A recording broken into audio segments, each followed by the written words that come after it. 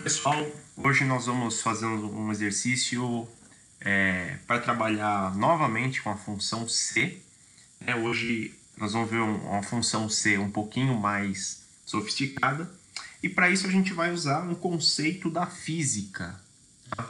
Então, na física, a gente entende que tudo é feito de átomo, e os átomos eles são compostos de partículas, elétrons, prótons e nêutrons. Tá? Então a gente chama essa estrutura de carga elétrica, certo? Quando eu tiro um elétron daqui, a gente fica com mais prótons. Então o próton entende-se que ele tem uma carga positiva. Se a gente coloca mais elétrons, a gente vai entender que isso aqui fica com uma carga elétrica negativa, porque o elétron ele tem por concepção, o sinal negativo. Tá? Então isso aqui é só para a gente contextualizar o nosso exercício.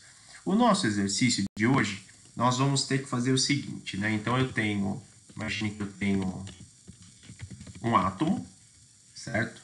Um átomo a gente não consegue enxergar, a gente não consegue ver, a olho nu, mas a gente consegue, a partir de algumas condições, prever qual tipo de carga que ele tem, certo? Então é isso que a gente vai fazer. Em resumo, é isso que a gente vai fazer no exercício de hoje. E a nossa ideia é classificar depois essa carga como positiva, negativa ou neutra. Por quê?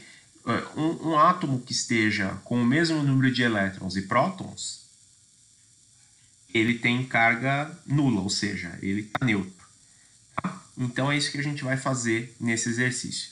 Para isso, pessoal, a gente precisa definir aqui, eu vou colocar alguns dados de tabela e a gente vai colocar número de elétrons. Então aqui eu vou colocar números positivos, negativos e zero. Então, por exemplo, eu vou colocar aqui 3 elevado a 16 elétrons. Tá? Eu vou colocar uma carga negativa, nula.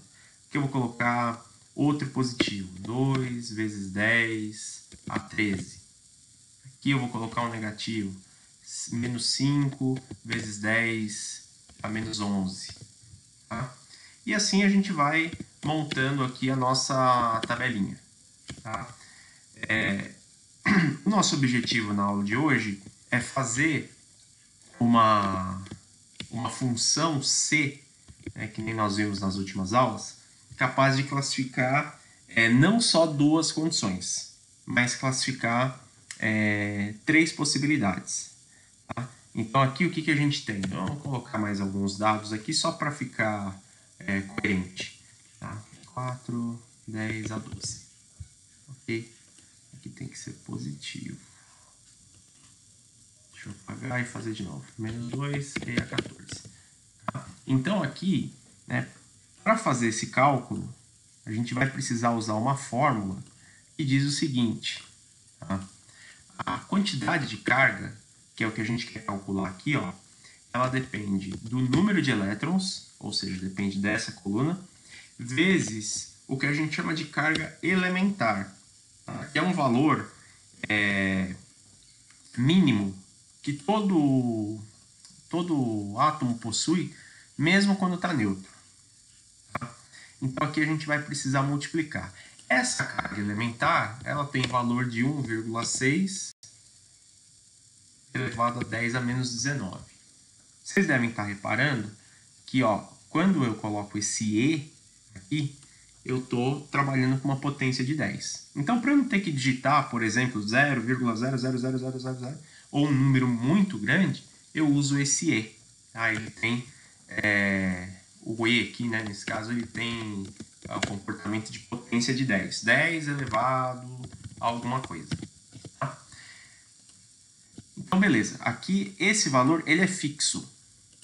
Tá? Ou seja, na hora de calcular a carga, eu vou ter que multiplicar sempre o número de elétrons pela carga elementar. Tá? Então, aqui já vai dar um parâmetro para a gente. Tá? Então, deixa eu pôr aqui, só para ficar coerente. Beleza, então aqui a conta é simples. É esse cara daqui multiplicado por esse daqui, certo? Então aqui a gente obteve um valor de carga. Vocês vão reparar que ele vai dar sempre um número com expoente negativo, tá? Afinal de contas, carga elétrica é algo, né, a gente não consegue enxergar, é algo muito pequeno, tá? E aqui vocês vão completar. Eu não vou fazer por uma questão, né, de economia de tempo no vídeo, mas aqui a gente vai calcular, certo?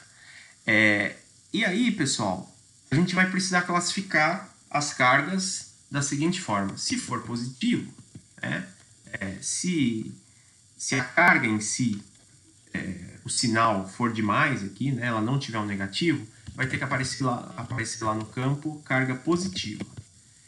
Se for zero, quando eu multiplico esse por esse, né, o número de elétrons pela carga dá zero, vai ter que aparecer ali neutra.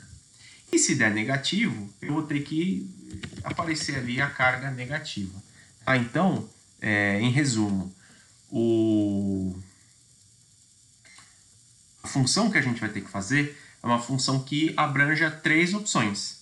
Nós vimos o C nas últimas aulas e era no verdadeiro ou falso. Se eu testasse alguma coisa, ele desse verdadeiro, beleza, estava certo.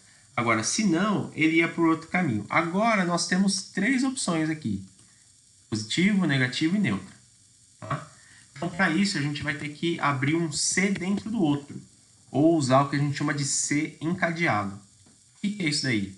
Vamos ver. Ó. Toda função se eu começo, né, com igual se, aí eu vou ter que fazer o teste lógico, certo? Eu vou ter que comparar um valor com alguma outra coisa. Então, geralmente eu comparo, aqui como eu quero saber se a carga é positiva ou negativa, eu vou ter que comparar o valor da carga com alguma questão. Tá? Aqui eu vou fazer da seguinte forma, tá? Eu tenho que testar se ela é positiva, negativa ou neutra. Tá? Então, se ela for, certo,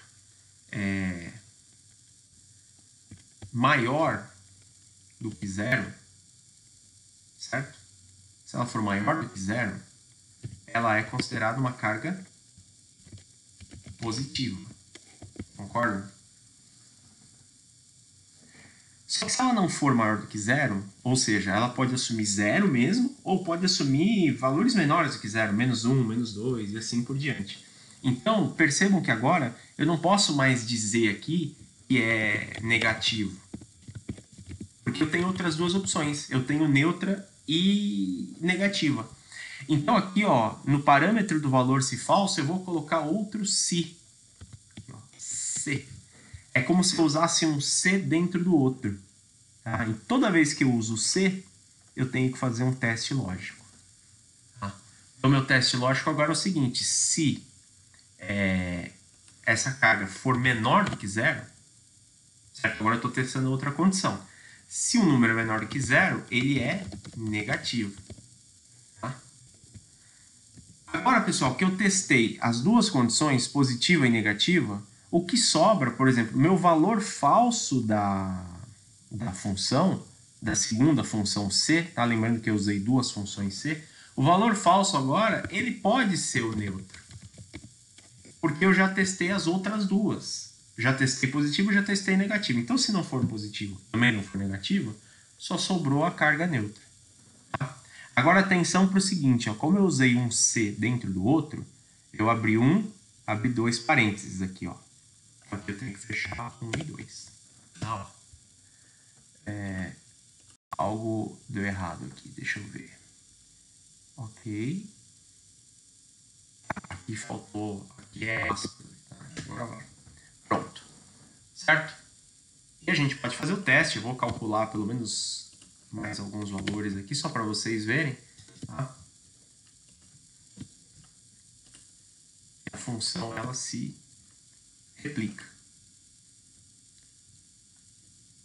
Aqui, multiplicado por este.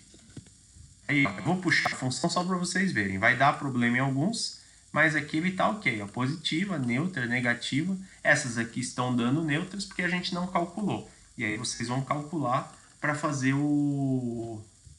ela colocar o valor real. Enquanto tiver nulo aqui, ela vai sempre apresentar como neutra. Mas se eu jogar um valor aqui, por exemplo, -1, ela dá negativa. Se eu jogar 30, ela dá positiva. Se eu jogar 0, ela vai colocar como neutra. Tá? Então, essas funções que agora elas requerem pelo menos 3 possibilidades, a gente trabalhou com 2 nas últimas aulas. Agora eu tenho 3 possibilidades. Eu não vou conseguir resolver com um C, uma função C mais simples. Tá? E a gente vai perceber que quanto mais possibilidades eu tiver, vamos supor que eu tivesse alguma outra opção aqui, opção 4, a gente vai ver que esse C aqui dentro, ele ia aumentar. Ou seja, ele vai ficando maior e mais longo. Tá? Então, o exercício de hoje é esse daqui. Tá? Vocês vão fazer e completar essa tabelinha aqui. Beleza? Isso não precisa fazer. Vou até tirar para não confundir vocês. Isso aqui também é opcional. Tá certo, gente? Valeu!